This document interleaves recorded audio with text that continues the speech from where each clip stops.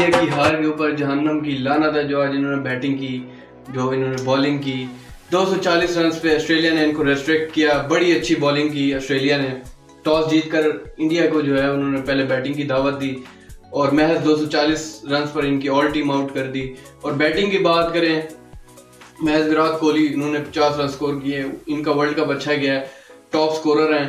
اور آسٹریلیا کی بیٹنگ کی بات کریں، 3 آؤٹ ہونے کے بعد مارنس لیبوشین اور ٹریوس ہیڈ انہوں نے اننگ کو سنبھالا.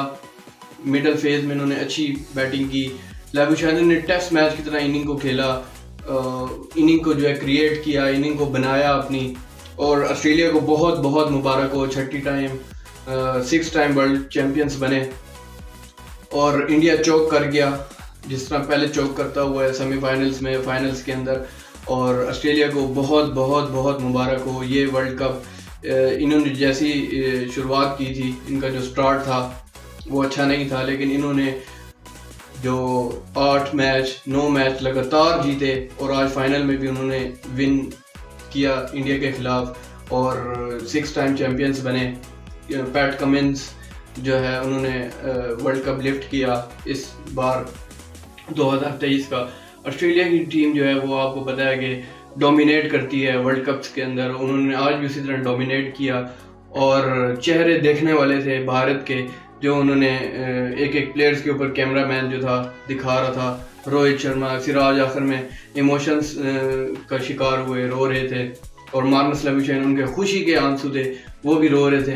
لیکن بہت بہت مبارک ہو آسٹریلیا کو، اور ہم تو بہت خوش ہیں. جس طرح وہ ہماری ٹیم کو ہارنے کے اوپر خوش ہوتے ہیں تو ہم بھی بہت خوش ہیں کہ آسٹریلیا نے ون کیا. اور میں نے پریویس ویڈیو میں بتایا بھی تھا کہ انڈیا ناک آؤٹس کے اندر چوک کر سکتا ہے، اور وہی ہوا.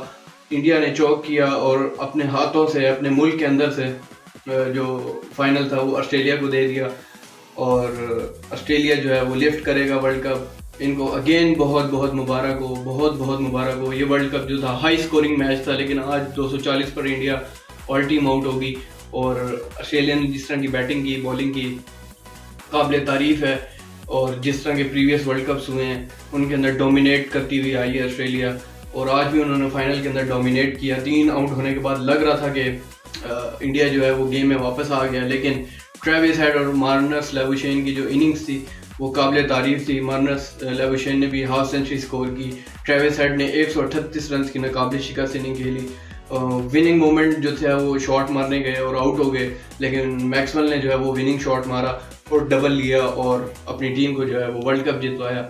اپنا ڈھیر سارا خیال رکھیے گا. ورلڈ کپ کا اختتام ہوا. انشاءاللہ نیکسٹ جو میچز ہوں گے اور جو بھی سپورٹس کھیلی جائے گی آپ کے ساتھ ہم شیئر کرتے رہیں گے. اپنا ڈھیر سارا خیال رکھیے گا. اللہ حافظ.